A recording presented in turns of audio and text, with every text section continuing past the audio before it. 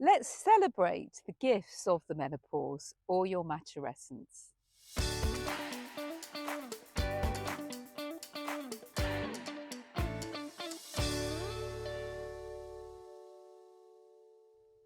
Today, I want to focus on the positive and creative aspects of the menopause, or what I like to call the maturescence, because I feel there's a bit too much emphasis on all the problems or the challenges that we can face during this time. And yes, it's true that for many women, it can be challenging. For most women, there are some kind of challenges. That's life. We always have some challenges. But in this focus on the challenges, I think we forget all the positive aspects of the maturescence. And indeed, a lot of women that I know and that I work with, or my friends or my colleagues, actually enjoy the menopause. So let's focus first on what there is to enjoy. We're free from the menstrual cycle. We are entering a new phase, a new direction of our lives. I want to refer to the ancient Chinese view because that expresses some of the positivity. We're entering our second spring. Spring, a time of energy, of creativity, of activity, of new life. I think often people think the menopause is the ending, and yes, there is an ending, but in endings, there's a new beginning. And the new beginning of the menopause is that instead of using our energy each month for our menstrual cycle, building blood in our body, building the lining of our womb, and then releasing an egg, now all this energy is available for us. And so we have more energy in many ways. Yes, it's true that we're aging, but the Chinese said we need to redirect this energy so that it can be used for us. So in a way, you could even say we become the baby, or we become the being, the life that we want to nourish. And so for many women, the menopause can bring a feeling of joy, of creativity, of a release of energy. I think people often talk about the perimenopause and there's challenges, but I think we need to see, as with any time of our life, if things are difficult, if there are challenges, if we have particular symptoms in our body, if we're tired, if we're emotionally drained, if we have a physical symptoms, what is going on? What do we need to address? So this is also a gift, I see, an invitation to look at our life, to reevaluate our life, to take stock of things and see what do we need now in our life to nourish ourselves. And some of my clients have said we can see the symptoms of the menopause rather as whispers of the universe to say, hang on a minute, take a bit of time for you. Put yourself more in the center of your life. Take care of yourself. Many women, especially if we've had children, but even working, tend to focus on the needs of others first, rather than putting their own needs first. And this is one of the gifts of the menopause. The second spring, to focus on ourselves. How can we nourish ourselves? And this is one of the gifts. So the second spring will eventually become a second summer. And in Chinese medicine, it's seen as only halfway through our life. For most women, the menopause is around 50, and the natural span of our lives is 100. And sometimes people have also this myth that women didn't live that long in traditional societies, but there's much evidence to show that they did. And indeed, the second half of their life, they were respected.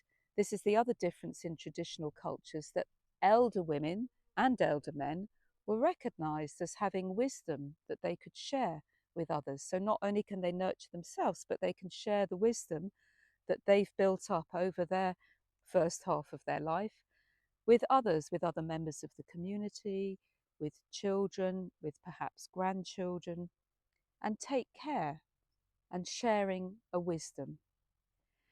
And another benefit of no longer having the menstrual cycle and all the energy that that involves is, of course, the freedom from becoming pregnant. most women spend much of their life worrying about either wanting to conceive or not wanting to conceive. And now there's a new liberation, especially if you don't want to have children. A new expression is finding your sexual expression without being worried about becoming pregnant when you don't want to become pregnant. So there's a new sexual freedom. And of course, there's the freedom from not having to worry about contraceptions, putting artificial hormones in your body. You can really nourish yourself without all these chemicals and drugs, and just rediscover a new cycle and way of being and new expressions of sexual creativity. And so I want to just give you a few ideas of affirmations of things that you can do to take care of yourself so that you can fully enjoy and celebrate your menopause. Well, one of the first things is to take joy in your body and in life, and do the things that give you joy, that give you pleasure. Listening to the whispers of your body. If you are feeling tired, if you are having a stressful time, what do you need? Focus on that. What do I need for myself in this moment? Maybe I need to rest. This is quite important. Yes, in some ways our physical energy is declining, but we can still live well into our 80s if we take enough rest, if we balance ourselves with rest and also with good food. Nourishment, that's a really key thing. Nourishment in a physical form of food, but also nourishment with relationships. Often women in the menopause become less tolerant of relationships which aren't supporting them anymore. So accept that gift as well. And the other thing is to keep strong, to move your body. And so I'm going to share with you some specific practices of movement, but it's important to have this balance between rest and more calming movements, nourishing movements, but also dynamic movements that challenge us, that keep our bodies vibrant and alive. Some of the key areas we need to focus on for both the resting and the dynamic movement are pelvis. So I'll teach you some movements, but just for now, connect with your pelvis. It's also about learning to love and accept your body as it is, with all the changes that have gone on. So your pelvis, it's quite good to create a daily routine of care for yourself. So that can include exercise and movements, but it can also include massage. So you might want to gently massage when you have a shower, maybe rub some oil in and take care of your abdomen, and be grateful for this support of your center of your body, and then your hips, and being aware also of your pelvic floor. You might want to hold your pubic bone and your coccyx. You might even want to massage your pelvic floor. So take care of your pelvis, the center of your body. Take care of your heart and your breasts, which I like to see as the inner wings of your heart. And it's quite good to massage your breasts most days. I have some videos on this, but it can just do whatever you feel like doing. Listen to what you need. Also your shoulders, especially if you're in work that involves a lot of being at the desk, you want to do some movements to relax and ease your shoulders, shoulder tension.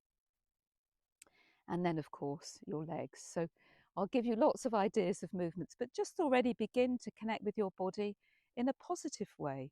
You have a lot more energy left in your body for another, hopefully, 50 years of life. And on a final note, I want to say that I find it a bit odd that people often talk about hormone deficiency, and we need more estrogen and progesterone. But they're really just, the hormone levels are going back to how we were as a child. This is, I think, why the Chinese call it our second spring. If you think of a childlike energy running around, taking joy in life, children are very active, but then they balance that with rest. When they're tired, they sleep. So why are we talking about a deficiency? It's a redirection of our energy to rediscover the inner child within us. And so I want to finish on a final affirmation. I connect with my new ways of expressing myself, my new ways that I can create and be in this world. I accept that my body is changing. Perhaps my physical energy is lessening, but I'm more able to direct this energy. So I'd love to hear from you about what you think about taking a different view to your menopause, even calling it your maturescence. It's a maturing. How can we redirect our energies? How can we discover new forms of being? How can we connect with our second spring? So please share your ideas, and I hope you enjoy this celebration. Celebrate. How can you celebrate your maturescence? Thank you for listening, and if you enjoyed it, please subscribe or share with others, and certainly leave comments below. Thank you.